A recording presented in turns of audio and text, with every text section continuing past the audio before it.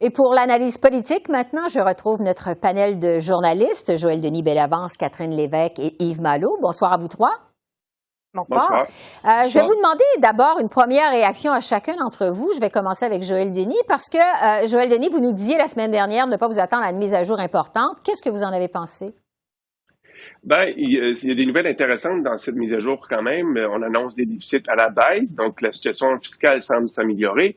Par contre, on prévoit de nouvelles dépenses pour affronter le nouveau variant Omicron. Donc, on est encore un peu dans la même dynamique, c'est-à-dire des revenus qui sont peut-être un peu mieux, mais on affronte encore un nouveau virus qui va coûter de l'argent au gouvernement et on doit se préparer avec l'achat, par exemple, de tests de dépistage rapide, de nouvelles mesures à la frontière qui doivent être financées et même des mesures pour aider les entreprises à améliorer leur ventilation dans leurs édifices. Donc, tout ça est mis sur la table. Ça fait en sorte que maintenant, on se retrouve encore dans une mise à jour économique qui tient compte de la situation de la pandémie. Oui. Catherine, qu'est-ce que vous retenez de votre côté du contenu de cette mise à jour économique présentée cet après-midi? Écoutez, c'est un peu toujours le jour de la marmotte. On dirait que ça fait quelques fois lors des mises à jour économiques ou même du dernier budget, on espérait voir quelque chose de nouveau, une sortie de crise, peut-être de nouvelles mesures. Mais là, force est de constater qu'effectivement, avec Omicron, on se retrouve toujours un peu dans la même situation. C'est-à-dire que, encore une fois, on doit investir des milliards de dollars au cas où on doit se confiner une fois de plus. C'est un peu le message qui avait été lancé par Chrystia Freeland, Madame Freeland, qui d'ailleurs est en isolement en ce moment parce que certains de ses employés ont la COVID-19. Donc, c'est un bref, en fait, c'est un rappel, encore une fois, comme quoi la COVID-19 n'est pas très loin et comme quoi on ne peut pas encore tout à fait regarder vers l'avant. Mais je pense que, de façon générale, écoutez, pas de très grande surprise. Je pense on essaie d'aller vers la normale, c'est-à-dire qu'une mise à jour économique, ce n'est pas un mini-budget. Et c'est ce qu'on a vu vraiment aujourd'hui. On a vraiment les nouvelles mesures qu'on a vues. L'argent était principalement pour la COVID-19, mais aussi pour aider les gens en Colombie-Britannique à se relever des catastrophes naturelles. Oui, et ils ont été servis au cours des derniers mois, c'est moins qu'on puisse dire. Yves, Catherine dit rien de vraiment nouveau dans cette mise à jour économique. Qu'est-ce qui vous a semblé quand même le plus significatif dans cette présentation de la ministre Freeland? Rien vraiment de significatif, il faut se le dire, parce que ça faisait une semaine que les gens autour du gouvernement disaient sur tous les tons que ce serait pas un mini-budget, qu'il n'y aurait pas de mesures exceptionnelles. Et là-dessus, on peut leur donner, ils ont tenu parole. Mais c'est aussi une technique éprouvée d'annoncer, par exemple, que le déficit sera à telle grosseur. Voilà, le déficit sera à telle grosseur. Et non, finalement, il est beaucoup moins. Alors, vaut mieux prévoir le pire et annoncer des bonnes nouvelles, mais il demeure quand même que le déficit est de 145 milliards de dollars. C'est pas rien. Alors, on présente ça comme une bonne nouvelle, mais est-ce que c'en est une vraiment? Oui, intéressant. Le nerf de la guerre, évidemment, en ce début de session parlementaire à Ottawa, c'est l'inflation. Le gouvernement Trudeau, on le sait, est constamment attaqué par l'opposition commune qui l'accuse de ne rien faire pour s'attaquer au problème de l'inflation. Joël Denis, est-ce que le gouvernement Trudeau a montré aujourd'hui qu'il prend l'inflation au sérieux?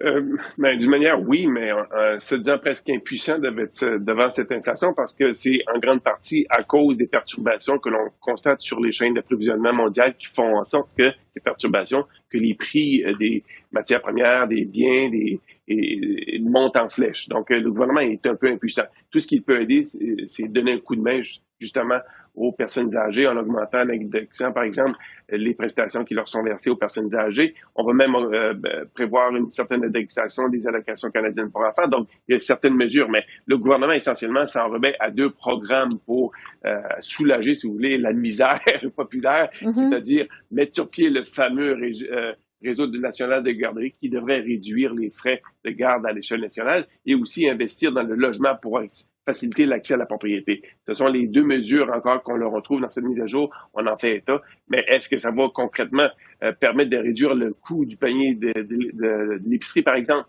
Non. Donc, des mesures concrètes, elles sont quand même limitées pour le commun des mortels. Catherine, le temps file. Il faut aller un peu plus vite sur l'inflation. Oui, tout ce que je dirais, en fait, c'est que l'inflation, jusqu'ici, sert assez bien le gouvernement Trudeau parce qu'en fait, la raison pourquoi ça va si bien économiquement, ben, c'est pour deux raisons. C'est les prix de l'essence, en fait, qui ont augmenté et l'inflation qui fait en sorte qu'on paie, on donne plus d'argent dans les coffres de l'État. Alors, écoutez, pas grande mesure, je vous dirais, dans cette mise à jour économique pour aider sur ce front-là. Toutes ces mesures en termes de logement, en termes d'aide directe, pour les familles, les garderies, on va vraiment le voir au prochain budget. Mais je vous dirais qu'actuellement, l'inflation, disons, c'est une bonne nouvelle presque pour le gouvernement Trudeau qui puisse vanter d'avoir plus d'argent dans ses coffres. Et Yves, pour conclure sur l'inflation? Écoutez, Esther, l'absence de grandes mesures, c'est un peu un cadeau pour les conservateurs. Déjà, ils s'en donnent à cœur joie depuis des semaines sur l'inflation.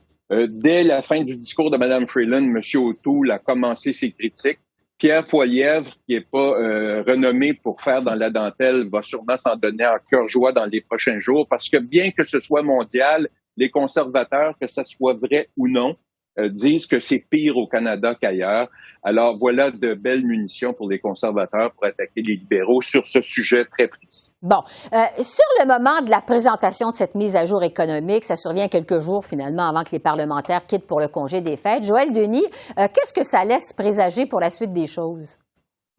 Ben, que le gouvernement a tardé à préparer ses plans budgétaires, ses plans pour cette mise à jour économique. Comme vous l'avez dit, ça survient à la fin de la session parlementaire, donc peut-être que ça va permettre d'alimenter les discussions autour de la dinde pendant le temps des fêtes. Va-t-on parler de la baisse du déficit ou de l'inflation? Ça reste à voir. On pourra sûrement discuter du coût de la dinde pour les gens, mais et finalement, c'est presque fait à la sauvette pour ce qui est du gouvernement Trudeau. Le vrai rendez-vous, je pense, va être le budget fédéral qui va être déposé un peu plus tard au printemps. Oui, c'est ça, parce que la pièce de résistance, comme on dit, ça va être le budget qui va être présenté quelque part en février ou au mois de mars, là, au printemps. Catherine, entre les deux, vous vous attendez à quoi?